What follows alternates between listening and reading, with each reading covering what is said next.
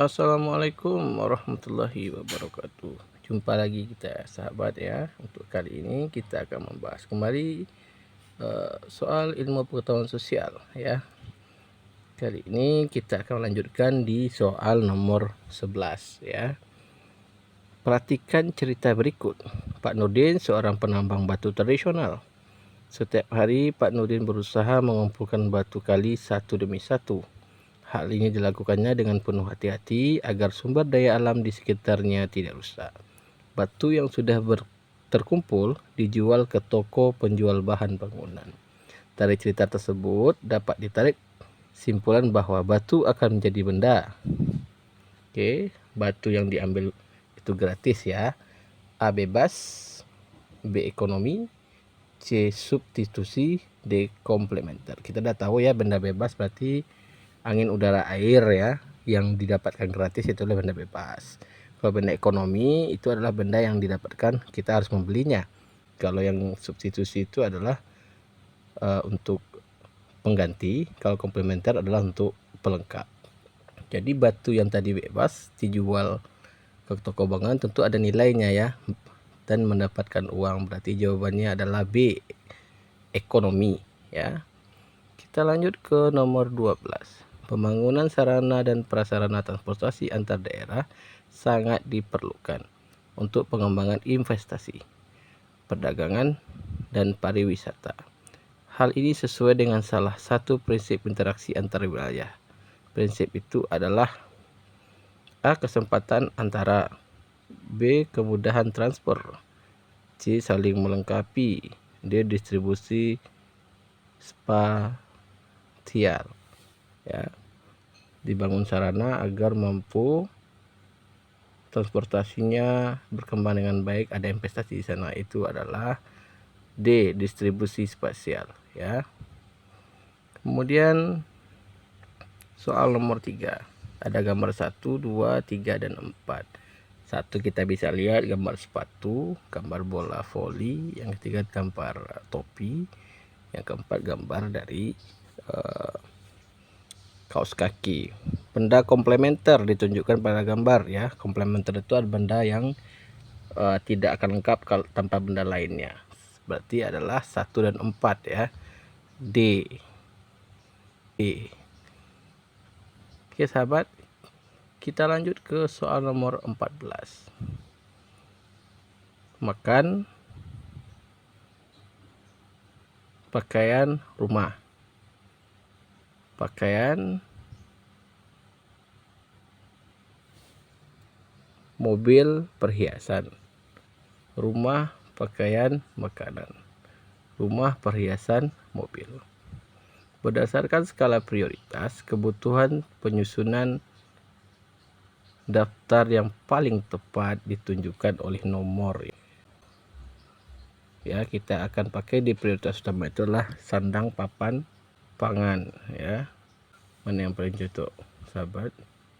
Kalau yang paling cocok itu kita makan, kita punya pakaian, kita punya rumah. Itu A ya, 1. Kita lanjut ke soal nomor 15. Berikut yang termasuk kondisi yang paling memungkinkan sehingga prinsip saling melengkapi terjadi adalah: ibu belanja ke toko terdekat, ada taman bermain baru dekat rumah, C.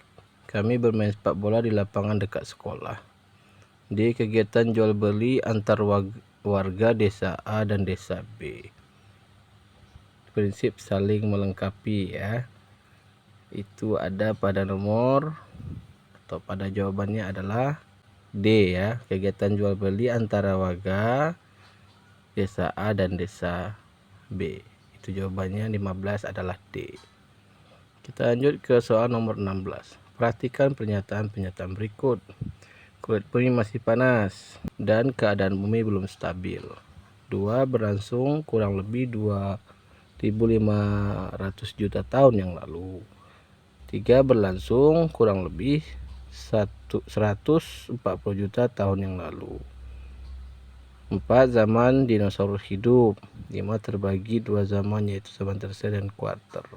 Pernyataan yang sangat tepat mengenai zaman Mesozoikum ditunjukkan oleh nomor Ini jawabannya itu adalah adanya dinosaurus ya.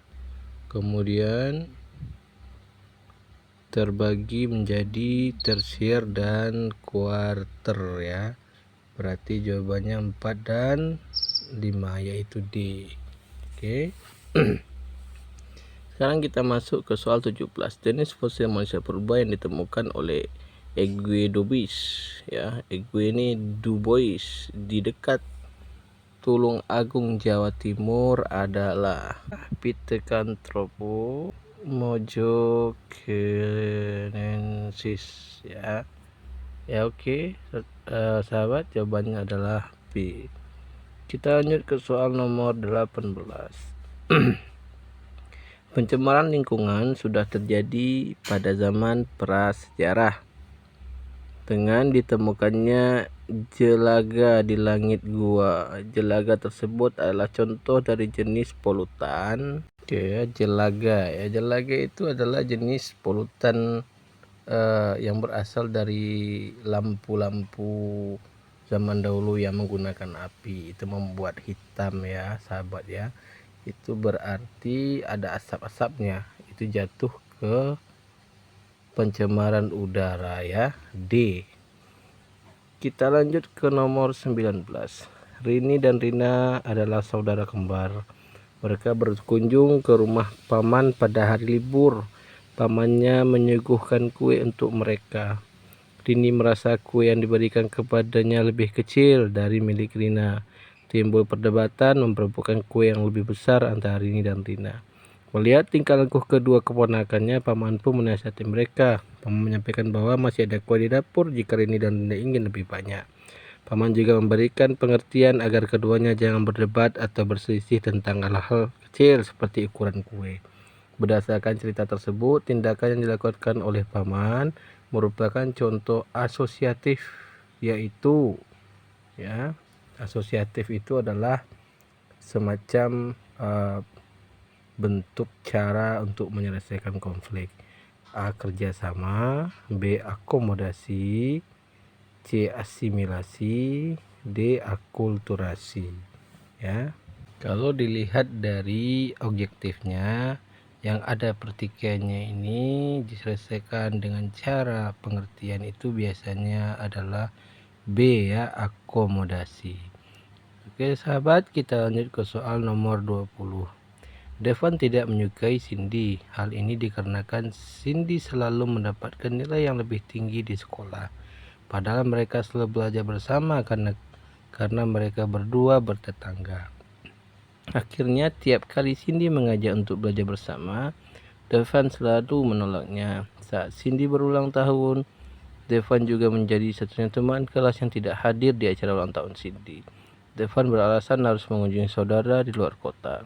Tindakan yang dilakukan Devon perwujudan dari A. Persaingan, B. Kontravensi, C. Pertentangan, D. Konflik. Kalau dilihat-lihat ya sahabat, ini seluruhnya adalah jenis konflik ya. A itu konflik, B itu konflik, C itu juga konflik. Berarti kita akan jawab induk umumnya, yaitu D ya, konflik. Baik sahabat, sekian dulu pembahasannya kali ini. Lebih dan kurang mohon dimaafkan ya sahabat. Kalau ada yang kurang benar atau yang kurang bagus, sahabat bisa menyampaikan lewat kolom komentar ya, dan berikan referensi yang jelas. Terima kasih, sampai jumpa lagi.